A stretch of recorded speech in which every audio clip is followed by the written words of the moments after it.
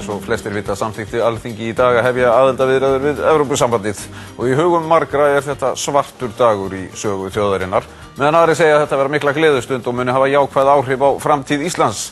Það kom nokkuð óvart að Þorgerður Katrín Gunnarsdóttir, varaformaður Sjálfstæðisflokksins, sat hjá í atkvæðagreiðslunni og sömuleiðis Guðfríður Lilja Grétarsdóttir, formaður þingflokks Vinstri grænna.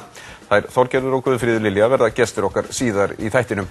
En hvað þýðir þessi ákvörðun fyrir Íslendinga? Hvert ferlið sem framundan hverja á að skipa í samninganefnd og þetta rétti tíminn fyrir Ísland að sækjum aðild að Evrópusambandinu? Við spyrjum þá Þorstein Pálsson og Ragnar Arnalds að þessu og fleiru, en þeir eru sestir hjá Sigmari. Verið velkomnir. Takk. Þið náttúrulega fylgist vel með pólitíkinu og voru sjálfur miðpunktur í svona hræringum hér á árum áður. Langar kannski að byrja á þér, Þorsteinn. Var eitthvað sem að koma á óvart í þessu ferli aðdragandunum öllum og svo atkvæðagreiðslunni sjálfri í dag? Það kom ekki beint á óvart hvernig þetta lagðist allt saman. Hins vegar held ég að það sé mjög sérstakt og einstætt að ríkisstjórn í jafn stóru máli skuli í raun og veru vera efnislega klofin í málinu. Annar stjórnarflokkurinn, hann hefur sem sagt fallist á að veita því þetta brautargengi en lýsti yfir að hann ætli að loka stiginu að vinna gegn því að þessi samningur verði gerður og trúir því að þetta sé andstætt hagsmunum Íslands.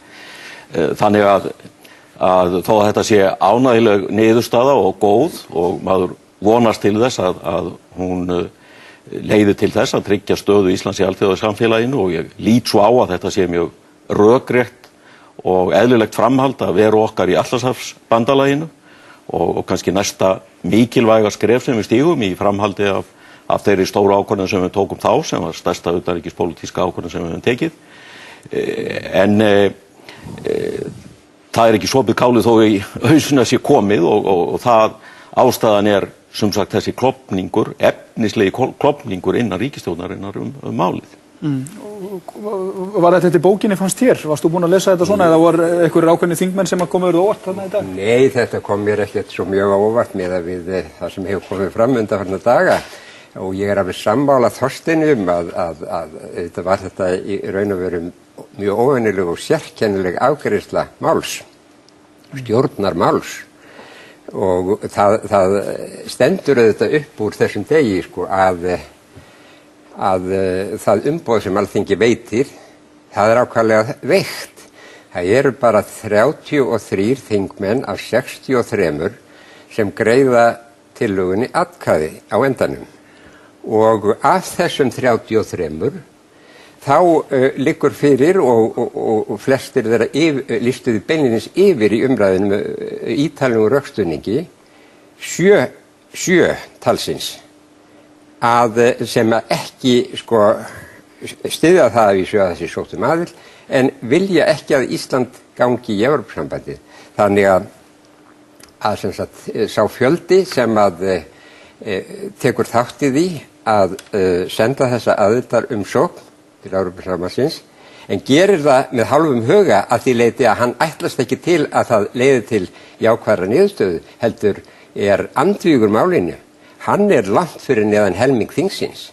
Hann ekki nema einhvers staðar í kringum 25.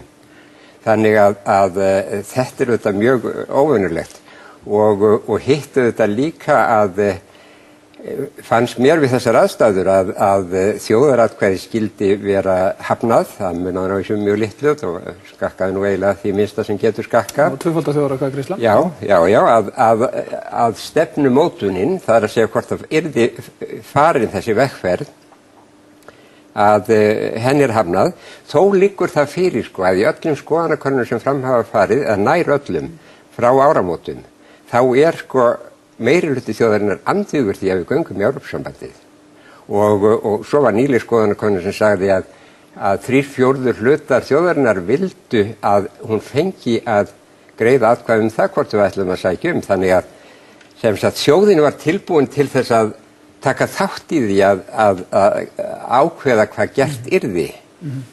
Ég ekkert að segja að ég viti það alveg hver útkoman hefði orðið, það þetta óljóst.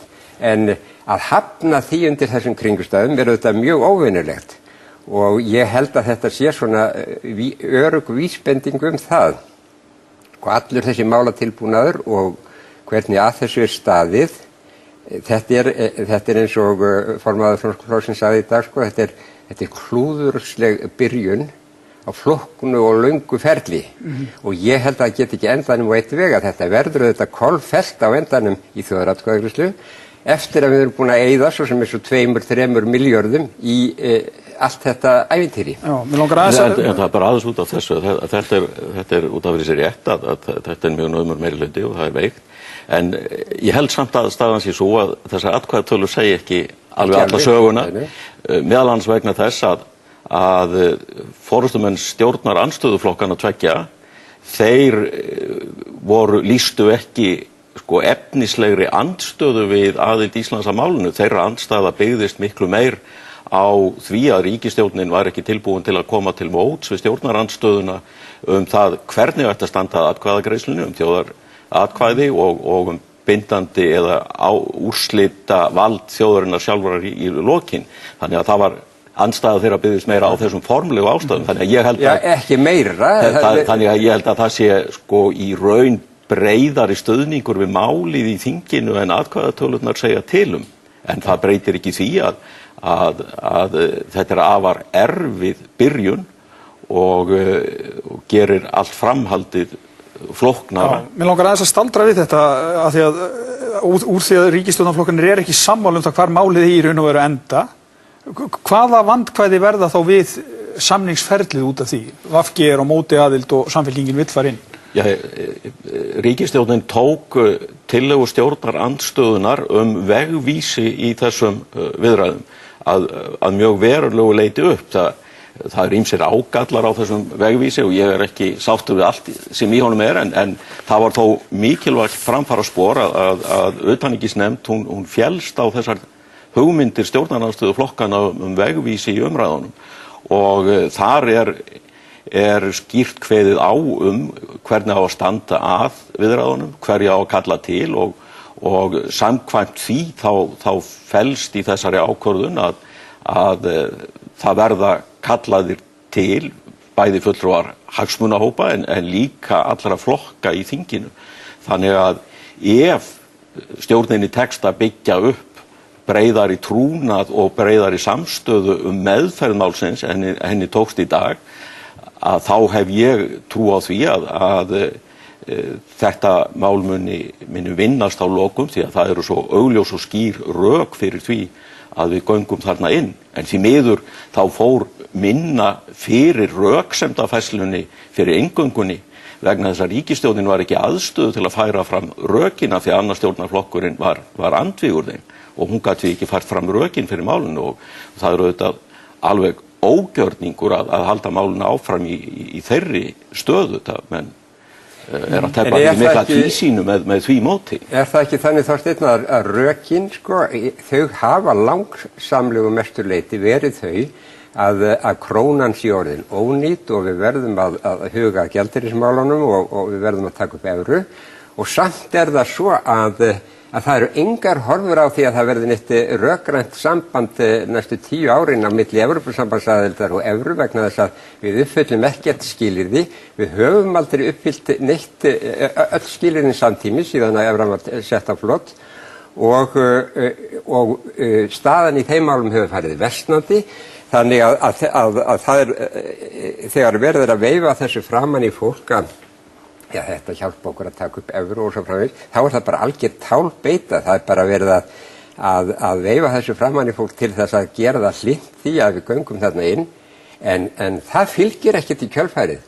Ég veit svo bara bæta því við að því að við skulum ekki rökræða frekar það sem gerðist í dag. Það er þannig að rökræða efnisatriðin í málum. Já, samanlega það. Og það hefur svo sem verið gert. Og það sem ég vildi segja er það að þetta eru í höfuðatriðum tvenns konar rök. Annars vegar pólitísk rök. Aðildin að Atlantshafsbandalaginu, hún tryggði og var kjölfesta í stöðu okkar í alþjóðasamfélaginu. Atlantshafsbandalagið er ekki lengur sá burðarás í samstarfi Evrópuþjóðanna sem það var og við þurfum að finna nýja kjölfestu.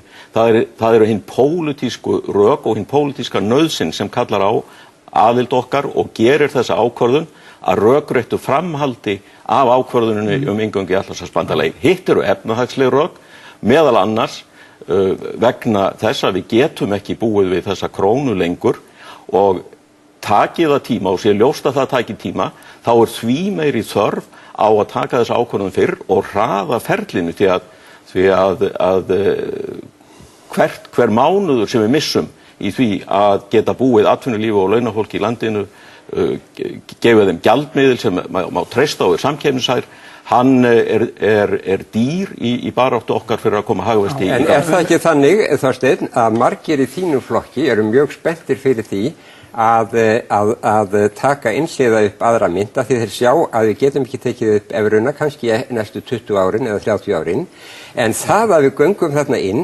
kemur í raun og veru í veg fyrir það. Ég ekki að mæla sérstaklega með því að því að ég tel að íslenska krónan muni þjóna okkur allvel á næstu árum. En þeir sem að vilja taka upp evruna einhliða, þeir hljóta að vera mjög óánægðir með þetta vegna þess að þetta lokar raunverulega algjörlega á það.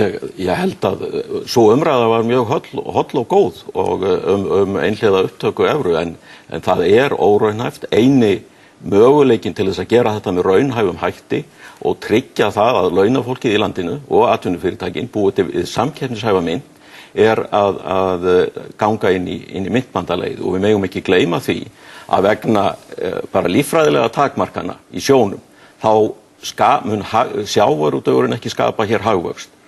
Við getum ekki borðað mikið meira en við gerum og landbúnaðurinn verður þess vegna ekki uppspretta hagvaxtar. Það verður annars konar atvinnustarfsemi sem gerir það og hún mun ekki geta gert það nema að njóta sömu samkeppnisskilyrða og sambærileg fyrirtæki í helstu viðskiptalöndum.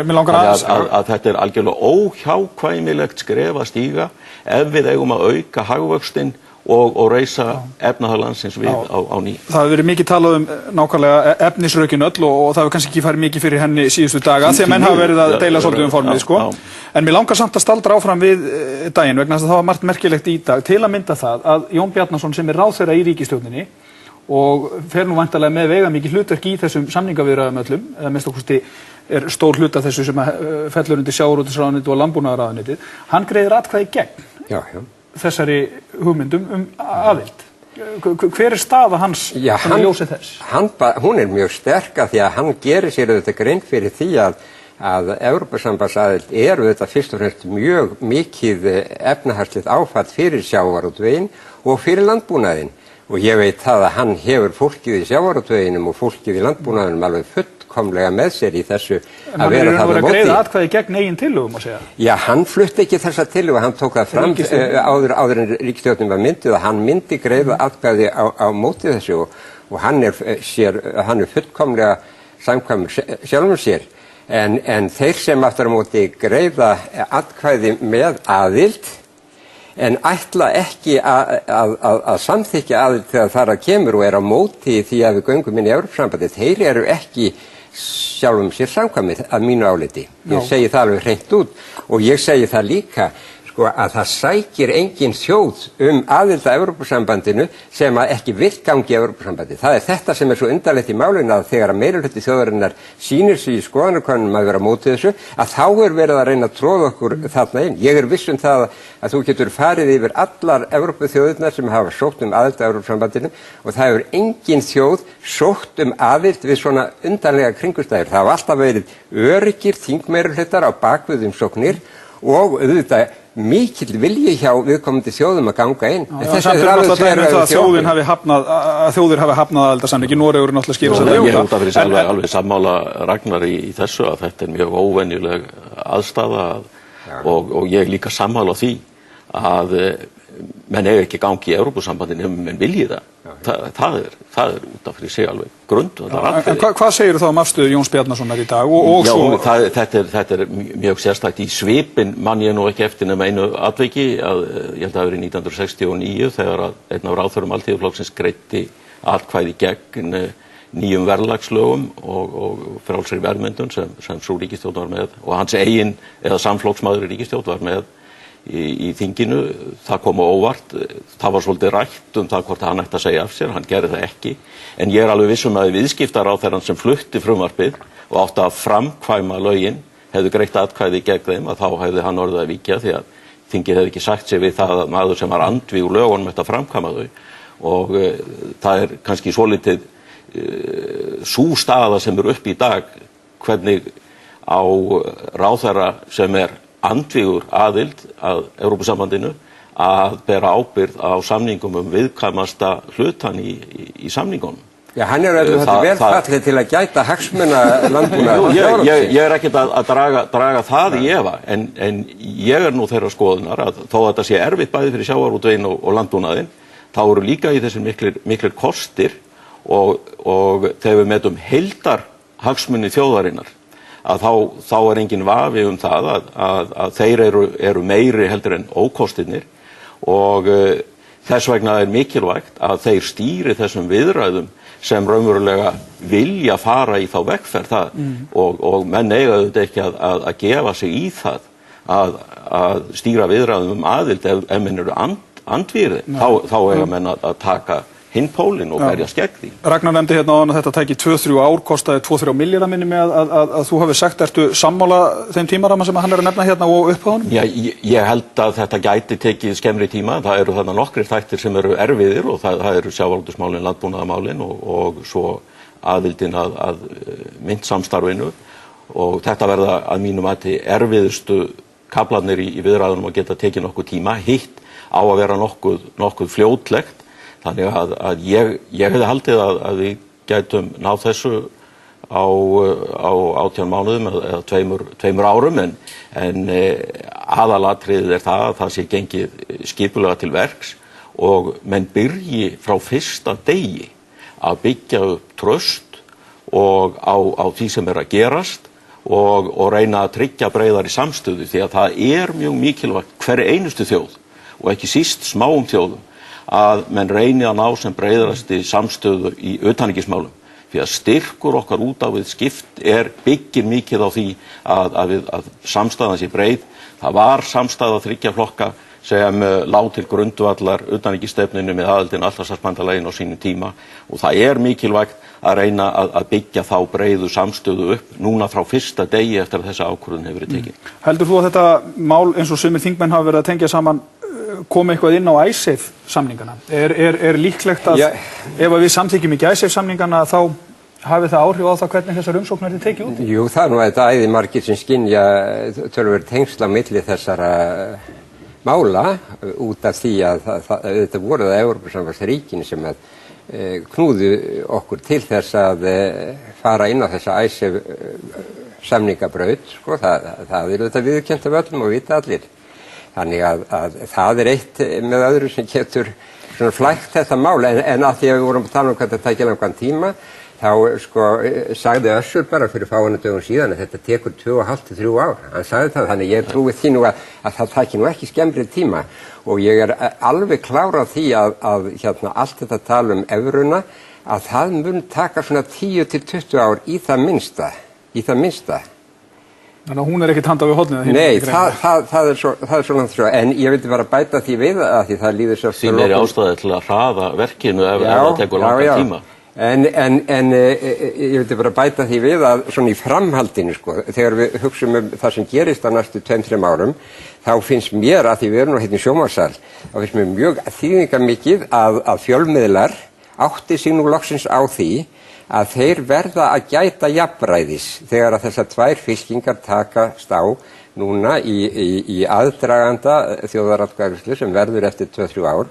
Þeir verða í umræðum þetta mál að reyna að gæta jafnræðis. Þið finnst það að hafa skort á það? Eða? Já, mér finnst það að hafa skort ansi mikið á það. Ætla ekki að nefna neinn dæmi hér, en ég held að vegna lýðræðisins í landinu og vegna lýðræðislegrar umræðu að þá verða allir fjölmiðlar að gæta þess að hleypa báðum sjónarmiðum og mönnum frá báðum sjónarhólum að svona nokkuð þannig að gætt sé jafnræðis. Mér finnst nú heldur hafa hallað á það að það vanti í fjölmiðla efnislegar upplýsingar gildi þess fyrir Ísland og Íslendinga að ganga í sambandi. Mér finnst hallin heldur hafa verið á þann vegi. Það nú ekki bara Þorsteinn vegna þess að rökin fyrir aðild eru svo fátæklega að það svo lítið sem hægt að tína til. Nei. Ég náttúrulega hrættur það. Þvert á móti. Já, mér langar líka að staldra við eitt. Það þarf að skipa samninganefnd og fá fólk til þess að semja alla þessu hlut og það nú stundum verið að nefna þitt nafn í því, Þorsteinn? Er þetta starf sem þú getur hugsaðir að taka aður ef að fallast þér eftir? Ég hef séð einhverja bollaleggingar það. Ég veit ekki til þess að það hafi verið nefnt en þetta mál á forræði ríkisstjórnarinnar og það hún sem tekur ákvörðun það. Það eina sem ég hef séð það hvernig þessi vegvísir sem stjórnarandstaðan knúði fram inn í nefndarálitið tekur á því hvernig ríkisstjórnin á að skipa og þar skipa þessum samningabálum bæði með samráðsnefndum og ráðgjafarnefndum og samráð við stjórnarandstöðuna og ég ger bara ráð fyrir því að ríkisstjórnin eða utanríkisráðherrann muni vinna eftir þeirri forskrift sem þar Áttu vonað að verði ágreiningur þessa hluti alla? Já, það getur auðvitað vel orðið ágreiningur það hvernig á að halda á málinu vegna þess að málið í raun og veru alfarið í höndum utanríkisráðherra. Hann á síðan orðið það hvernig þessu málum skipað og það er þetta ákaflega hætt við því að það getur orðið mikill ágreiningur það. Maður sé nú bara hasarinn sem hefur orðið út af einni landbúnaðarskýrslu sem hann stakk undir stól og ekki sást það í marga mánuði. Það eftir að vera mörg svoleiðis hneykslismál ég alveg vissum. Já. Ég líka alveg vissum það að við eftir að heyri ykkur aftur í þessari umræðu því hún verður fyrirferðarmikil hér næstu árin. Ég þakka ykkur kærlega fyrir að koma hingað í Kastljós. Við höldum áfram að ræða þetta mál eftir augnablik og fáum þá til okkar þær Guðfríði Lilju Grétarsdóttur og Þorgerði Katrínu Gunnarsdóttur. Það ekki hægt að segja að mikil samstaða hafi verið innan stjórnmálaflokkana þegar atkvæði voru greidd í dag aðildarviðræðurnar nema þá helst hjá Samfylkingunni. 5 þingmenn Vinstri grænna greiddu atkvæði gegn tillögunni og þingflokksformaðurinn Guðfríður Lilja Grétarsdóttir sat hjá. Það sama gerði Þorgerður Katrín Gunnarsdóttir varaformaður Sjálfstæðisflokksins en þær eru sestar hjá Sigmari. Velkomnar. Takk. Þú hefur, Þorgerður, oft lýst í yfir að það eigi að sækja aðild að Evrópusambandinu.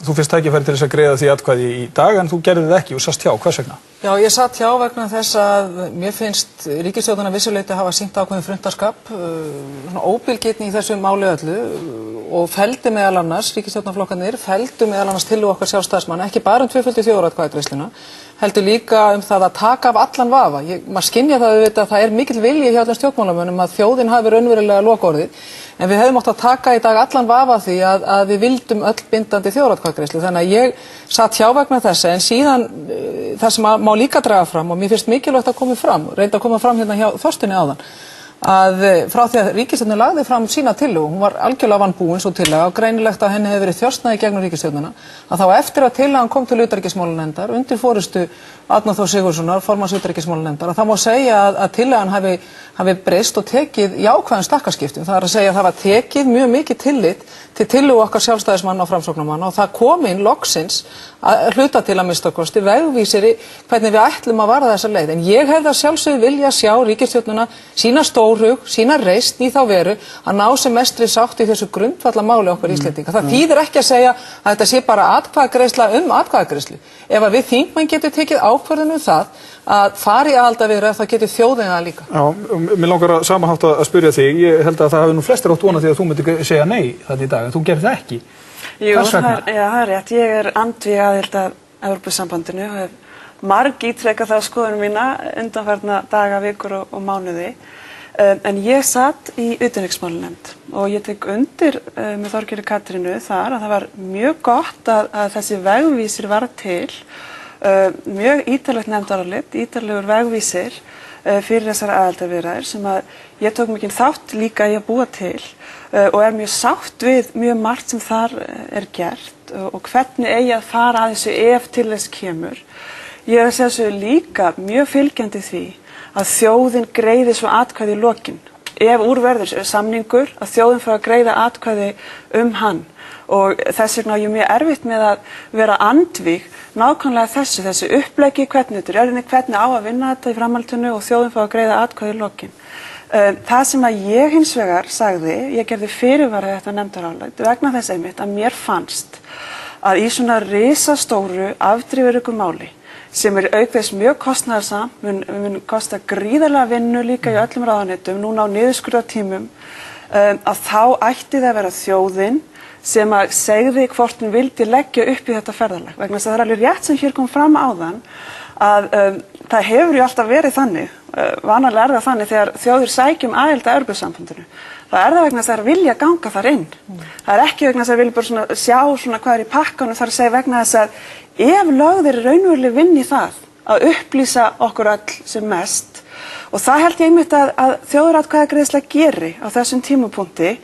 Ég held að allir Íslendingar taki atkvæðið sitt mjög alvarlega og það hvetur okkur öll til þess að kafa ofan í málin. Bara netið eitt, það er hægt að lesa 1.000.000 greinar kosti galla Evrópusambandsins, hvað hefur í för með sér.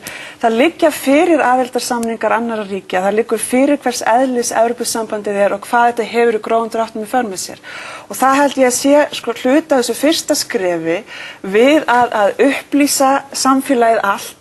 Þannig að í ferlinu þá hvernig svo atkvæðagreiðsla hefði farið, að það sæti allir upp eftir upplýstari, en líka, og þetta finnst mér meginpunkturinn, líka sáttari vegna þess að það að ganga til aðildarviðræðna, það vekur ugg og ótta hjá ýmsum fólki og ýmsum þjóðfélagshópum, svo sem bændum, þið tölum nú við nokkra bændi áðan, sá ég.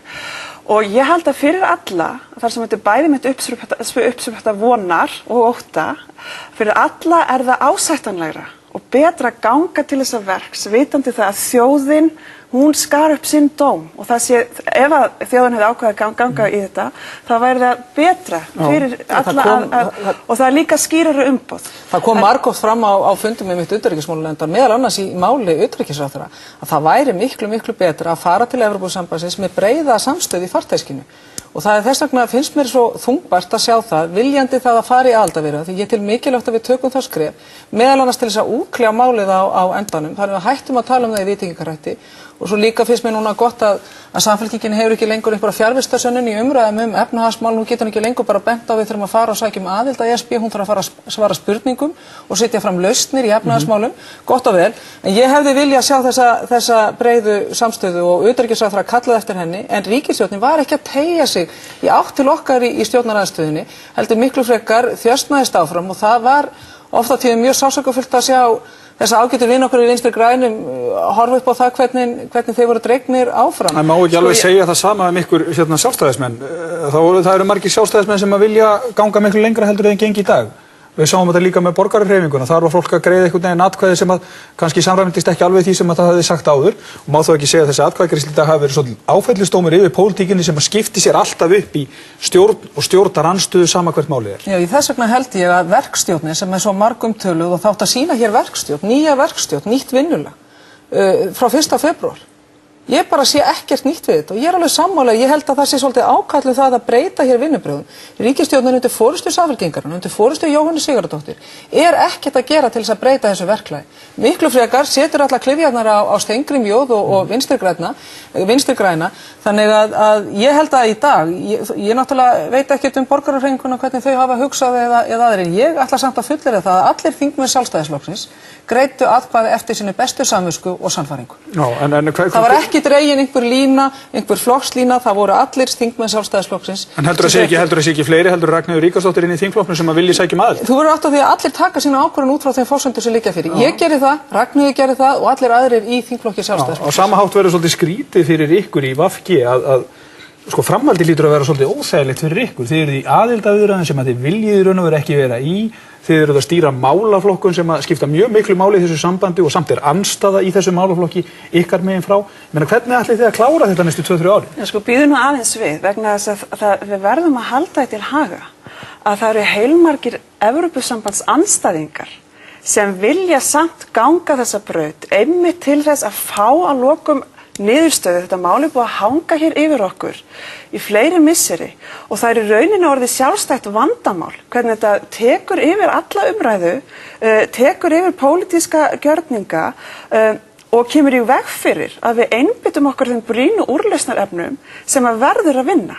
Þannig að það er líka Evrópusambands andstæðingar eins og til dæmis sem í mínum flokki sem greiddu atkvæði með því að fara þessa leið til þess einmitt að fá síðan niðurstöðu í lokin sem að þjóðin ákveður. Þannig að við skulum ekki gera lítið úr því að það er líka hrein og klár afstaða, hrein og klár lýðræðisleg afstaða.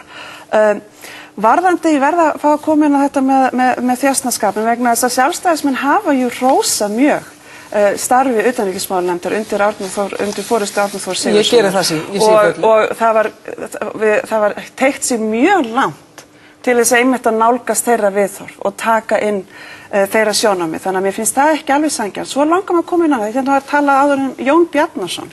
Og þá legg ég til að við fyrir einmitt að hugsa eftir þetta nýjum hjólförum, nýjum farvegum innan þingsins. Mér finnst það mjög jákvætt. Mér finnst það mjög jákvætt þegar við erum að koma úr árum þar sem var herægi á þinginu. Framkvæmdavaldið nýtti Alþingi sem stimplánastofnun sína. Mér finnst að við erum að horfa að jákvæðum augum að þetta sé svolítið að brotna upp, að þessir bálkar stjórnar andstæða, að það sé pínlítið að gerjast, að þingi ætli sér að taka sjálfstæða ákvörðun, þingmenn ætli sér að taka sjálfstæða ákvörðun þvert á flokka.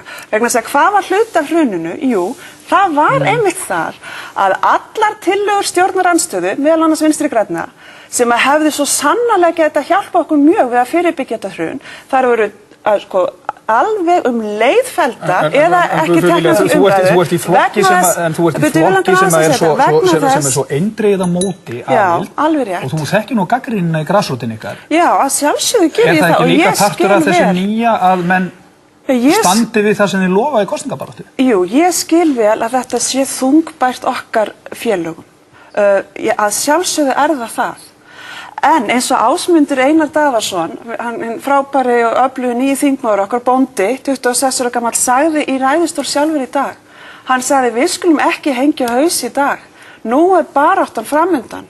Nú upplýsingaöldin framundan og ég og hann, ég treysti þjóðinni fullkomlega að sjálfsögðu. Eins og ég sagði líka í ræðu minni, ég treysti þjóðinni betur en þingi í þessum málum sem ýmsum öðrum. Fullkomlega til að taka rétt og góða ákvörðun í þessum málum. En það hefði átt að byrja ég spyr þá, eru það aðrir þingmenn Vinstri grænna sem treysta þá þjóðinni ekki eins vel og þú? Allavega, það er búið að setja þetta mikilvæga mál í ákveðin farveg. Og það skiptir líka miklu máli að draga fram að í meðförum utanríkismálanefndar það var dregið úr valdi og utanríkisráðherra, það er greinilega mikil tortryggni sem ríkir í hans garð, einhverju hluta vegna. Og ég held að það skiptir máli að þingið sé haft samráð við þingið á öllum stigum málsins.